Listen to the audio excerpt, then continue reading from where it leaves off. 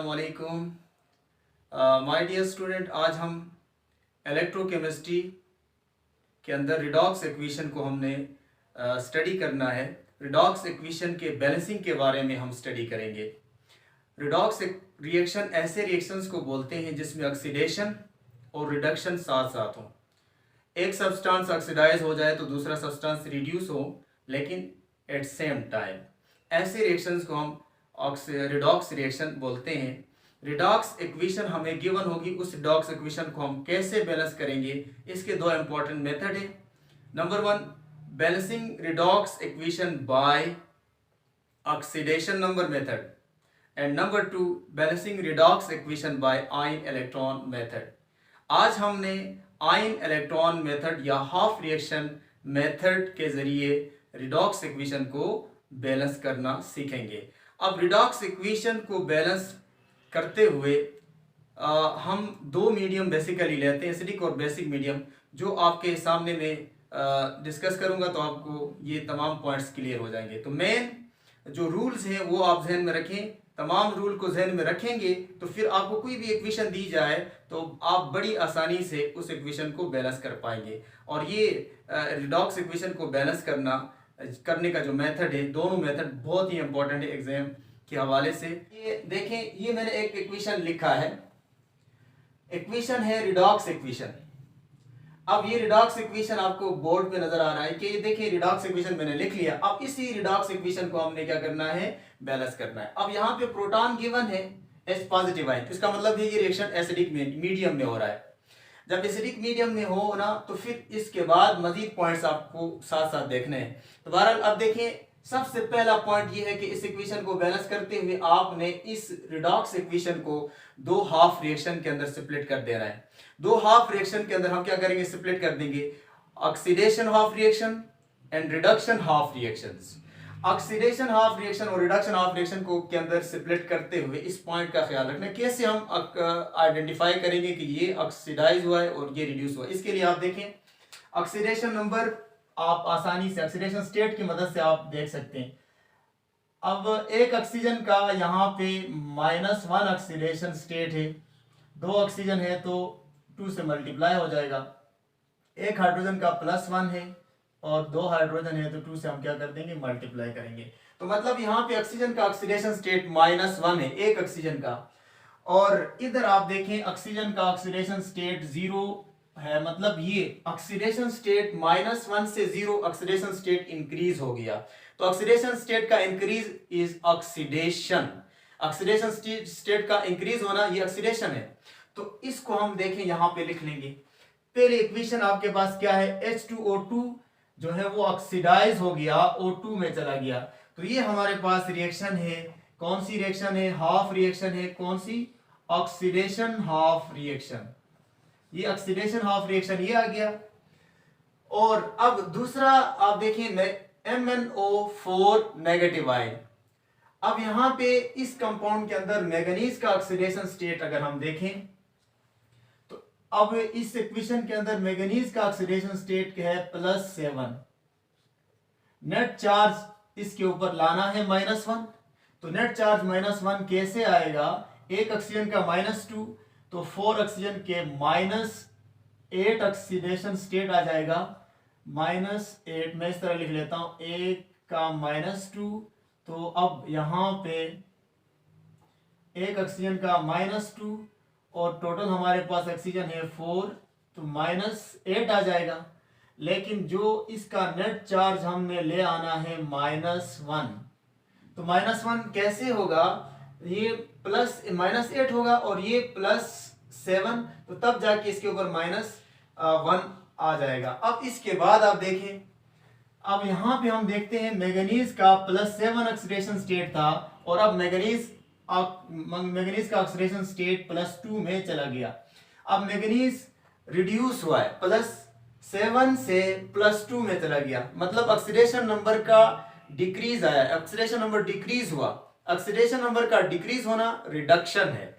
तो अब यहाँ पे वैसे जनरली मैं डायरेक्ट अगर मैंगनीज का लिख लूं तो मैंगनीज +7 से +2 में चला गया तो मैंगनीज क्या हुआ है, रिड्यूस हुआ है। तो ये हाफ रिडक्शन है, ये रिडक्शन हाफ इक्वेशन ही हमारे पास आ गई। तो हमने इस इक्वेशन को स्प्लिट किया दो हाफ फ्रैक्शन के अंदर, इक्वेशन बन गई। नेक्स्ट स्टेप आपके पास है बैलेंस दी एटम्स। हमने अब क्या करना है, एटम्स को क्या करना है, बैलेंस करना है। अब यहां पे इस पॉइंट का ख्याल रखें कि एटम्स को जब हम बैलेंस करेंगे तो हमारे पास मीडियम दो तरह के हैं। एक हमारे पास है एसिडिक मीडियम और दूसरा बेसिक मीडियम। एक हमारे पास है एसिडिक मीडियम है और दूसरा हमारे पास है बेसिक मीडियम।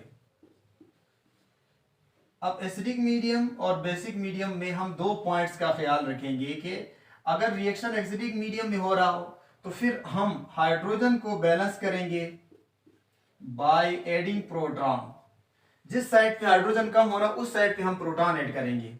और ऑक्सीजन को बैलेंस किया जाएगा बाय एडिंग वाटर मॉलिक्यूल्स।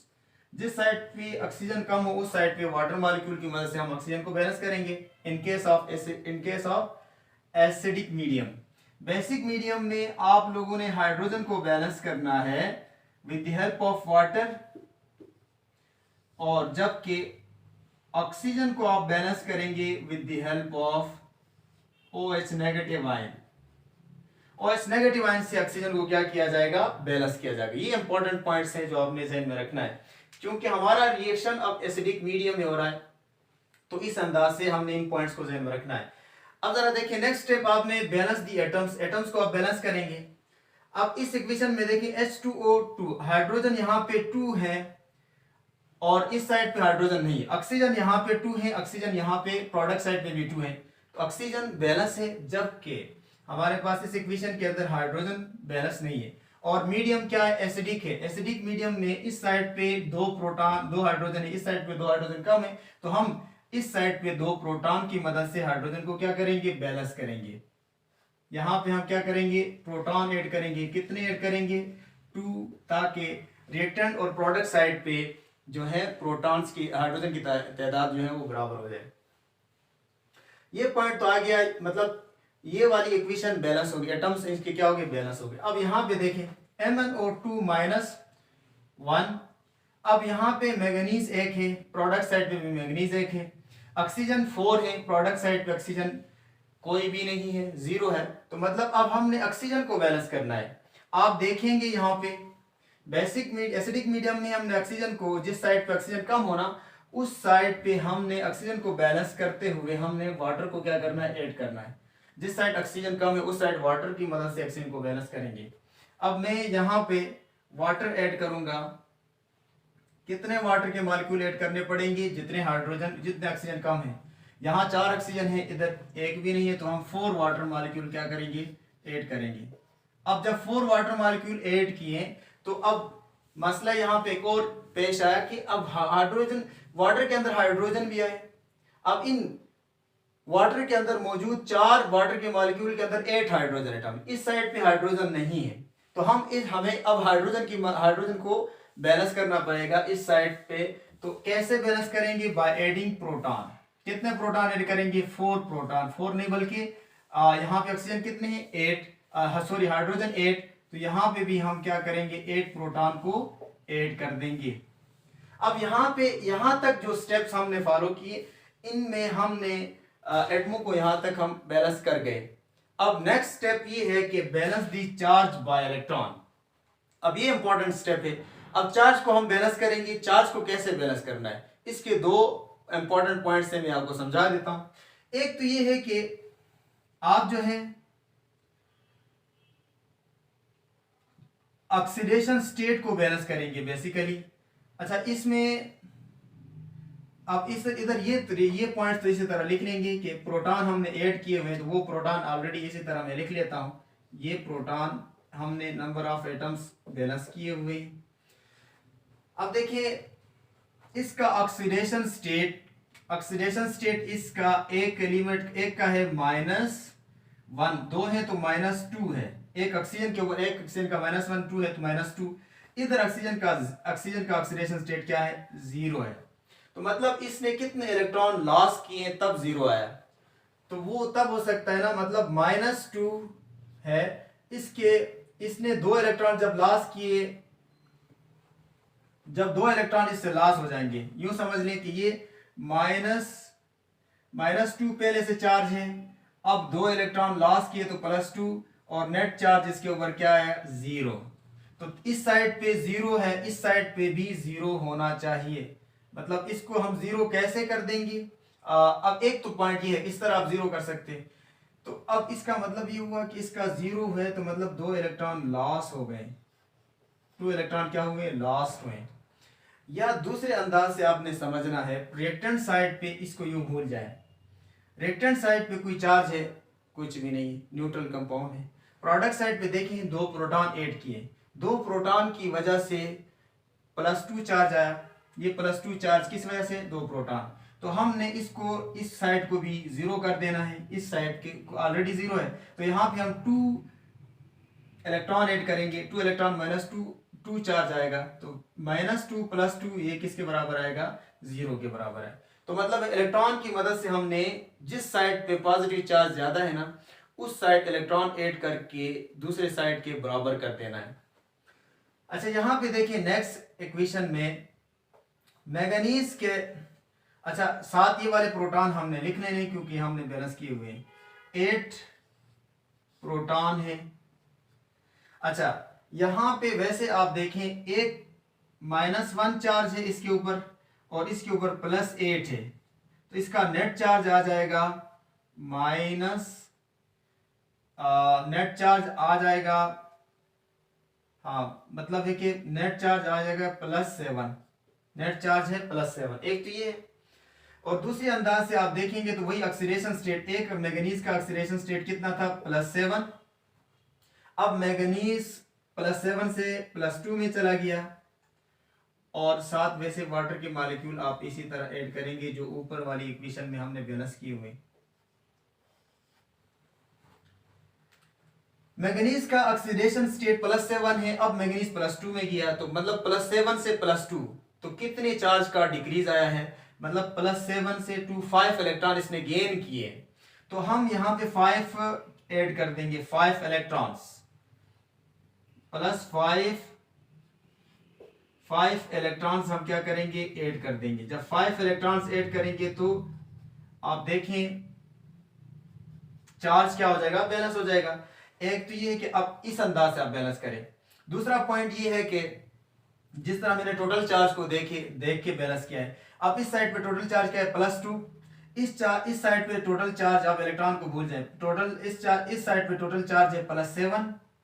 हम ना इसको +2 तक ले आना है, तो +2 तक कैसे ले आएंगे, 5 इलेक्ट्रॉन्स ऐड करेंगे, 5 इलेक्ट्रॉन जब ऐड करेंगे तो ये +2 बन जाएगा, मतलब ये +7 है ना, प्लस ये आ जाएगा +7, तो हम आप माइनस ऐड कर देंगे 5 इलेक्ट्रॉन्स, 5 ऐड करेंगे, इसका आंसर आ जाएगा +2। तो रिएक्टेंट साइड पे भी +2 और प्रोडक्ट साइड पे भी +2, तो चार्ज इसी अंदाज से बैलेंस होगा। बेसिकली ये हम वो चार्ज बैलेंस कर रहे होते हैं जो ऑक्सीडेशन, जो इलेक्ट्रॉन लॉस और गेन से ऑक्सीडेशन नंबर में जो चेंज आया है, बेसिकली ये वही चार्ज है। लेकिन आप इसी अंदाज से टोटल चार्ज को भी बहरहाल बैलेंस कर सकते हैं। नेक्स्ट आपके पास जो स्टेप है वो ये है कि अब आप लोगों ने करना है बैलेंस दी इलेक्ट्रॉन्स। अब इलेक्ट्रॉन को बैलेंस करना है, जितने इलेक्ट्रॉन लॉस हुए उतने इलेक्ट्रॉन गेन होने चाहिए।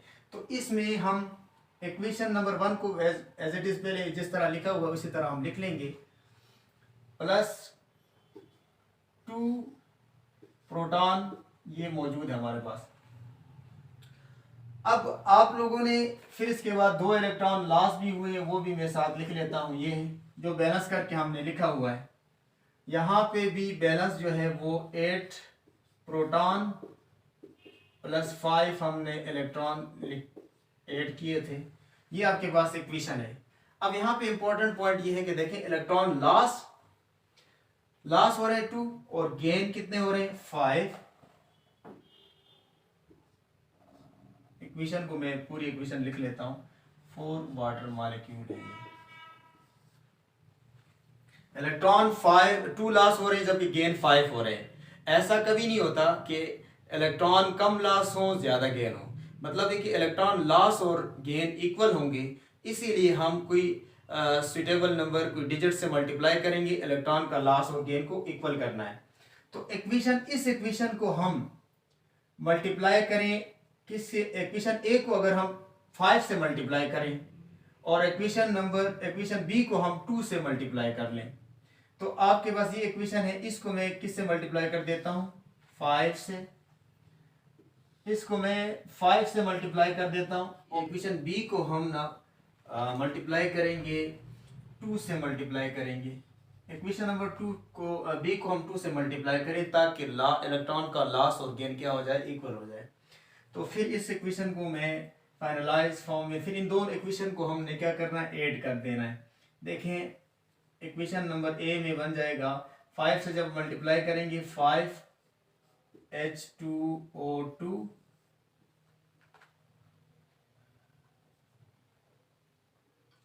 5H2O2 आ जाएगा, और फिर यहां पे भी क्या आ जाएगा? 5O2 प्लस ये आ जाएगा 10 प्रोटॉन प्लस 10 इलेक्ट्रॉन्स। ये 5 से मल्टीप्लाई हो जाएगा, ये 5 2 10 और 5 2 10 हो जाएंगे। और बी इक्वेशन बी को भी आप इसी तरह 2 से जब मल्टीप्लाई किए तो यहाँ 2MnO4 नेगेटिव आयन,